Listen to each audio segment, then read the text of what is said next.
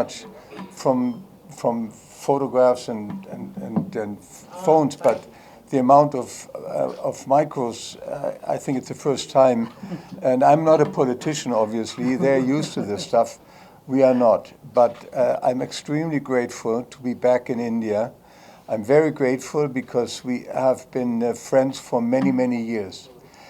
And at my age, I grew with this field of structural heart disease, dealing with not coronaries, but with the structure of the heart in every aspect. And I was very lucky to be part of that. And I look today when these treatments are basically state of the art. When we started this early in the 2002, 3, 4, then obviously we entered a field that was highly competitive. Basically, it was a field that the cardiac surgeons dealt with. They had no competition because if you had a problem, then you went to a valve problem, then you went to surgery. And all of a sudden, there were these two crazy people that went up and said, now we can do this also, what we did in the coronaries, we do now with the valves. And I can tell you the threats that we encountered at that time when we started those patients. They saw me in prison. Those were unethical experiments in humans. But you know, once you have a mission to complete and you know that you're doing the right thing for the patient, not for yourself, not under any economic aspects, you know you're doing the right thing. And not so much at the time when we started, not so much the younger patients, young meaning for valve disease in the 60s and early 70s, but we were dealing with the patients that even the surgeons, even though they didn't admit it, the more than 80-year-old high-risk or extreme risk patients.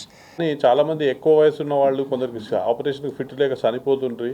దాని తర్వాత surgeons కూడా చేయలేకపోతుండ్రి. So ఇనీషియల్గా వారు మొదలెట్టినప్పుడు చాలామంది ఇట్లా చేస్తే పేషెంట్కి ప్రమాదం అవుతుందని హెచ్చరించారు.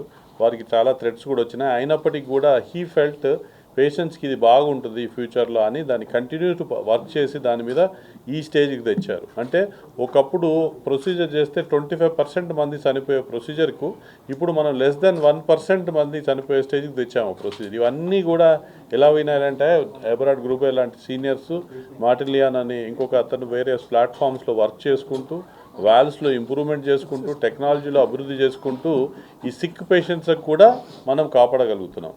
ఇంతకుముందు ఎవరైతే అందరూ ఆపరేషన్ సర్జన్ కూడా చేయలేమని చేతులెత్తేసిన పేషెంట్లు కూడా మనం కాపాడగలుగుతున్నాం. ఇవన్నీ వాళ్ళ 25 ఏళ్ల కృషి వల్ల పేషెంట్లకి ఇది పాసిబుల్ అవుతుంది.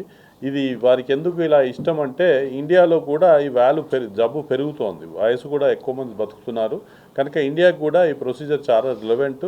యూఎస్లో కంట ఎక్కువ జరగకపోయినా ఇక్కడ కూడా పెరుగుతుంది కనుక he wants to teach that to all of us. Thank you sir for time and efforts what you says. And ఎప్పుడు అడిగినా వారు ఏదైనా హెల్ప్ అడిగినా కూడా ఎప్పుడు కాదనరు. So we're extremely thankful to గ్రూబే అండ్ అసోసియేషన్ విత్ హిమ్.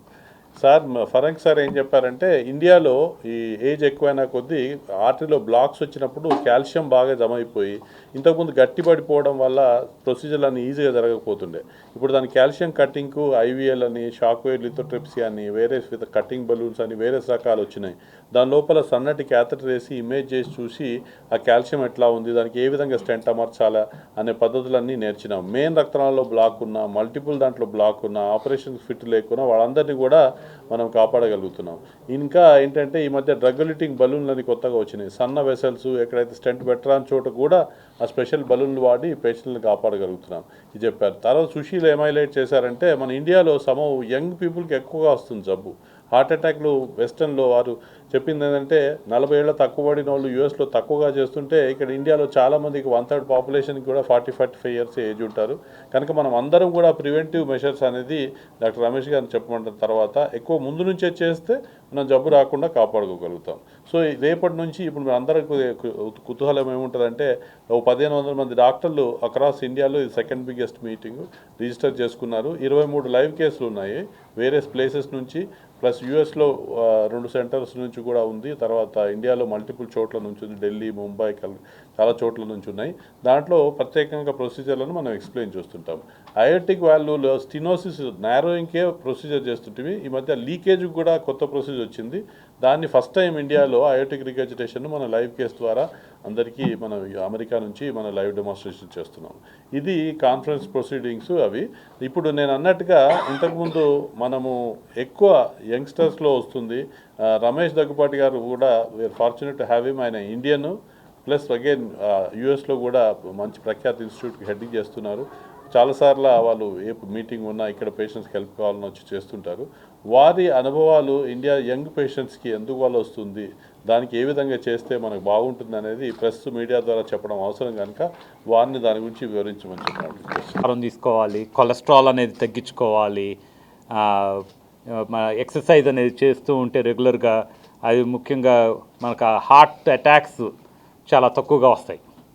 ఈ కొలెస్ట్రాల్ ఎక్కువయ్యే కొద్దీ రక్తనాళాల్లో కొలెస్ట్రాల్ కూడుకుపోవటం, తర్వాత కాల్షియం అవుతుంది అన్నమాట. అదే అందుకని అవన్నీ చాలా ఇబ్బందులు తీసుకొస్తాయి. అవన్నీ తగ్గించుకోవాలంటే కొంచెం ఆహారం జాగ్రత్తగా ఉండాలి. చిన్నపిల్లల్లో హార్ట్ అటాక్లు ఎక్కువ మంది చూస్తున్నాము. 20-25 సంవత్సరాల పిల్లలు కూడా హార్ట్ అటాక్లు వచ్చి చచ్చిపోతున్నారు. ఎక్సర్సైజ్ చేస్తా ఎప్పుడు అలవాటు లేకుండా సడన్గా వెళ్ళిపోయి ఎక్సర్సైజ్ చేస్తున్నారు, వాళ్ళకు కూడా హార్ట్ అటాక్లు వస్తున్నాయి. అదే నిదానంగా నడవటం మొదలుపెట్టి తర్వాత పరిగెత్తటం, గ్రాడ్యువల్గా వెయిట్ లిఫ్ట్స్ అయి చేసుకోవటం మంచిదే. అందుకని జాగ్రత్తగా ఉండాలి ఎవరైనా, అది ఒకటి ముఖ్యంగా ఉండాలి. ఇంకోటి ఏంటంటేనండి, మనకి ఈ కవటంలో కూడా కాల్షియం అనేది డిపాజిట్ అవుతుంది ఎక్కువగా పెద్ద అయ్యే కొద్దీ. అప్పుడు ఈ కవటాలు సరిగ్గా తెరుచుకోకపోవటం, దాన్ని అయోటిక్ స్టెనోసిస్ అంటాము. అది కూడా దాన్ని ఇందాక క్యాథెటర్ ద్వారా కవటం మార్పిడి అనేది చేయొచ్చు. ఈ రెండు ముఖ్యంగా మనం ఈ మధ్యన ఎక్కువగా చూస్తున్నాం ఇండియాలో కూడా, మిగతా కంట్రీస్ అందరూ. ఈ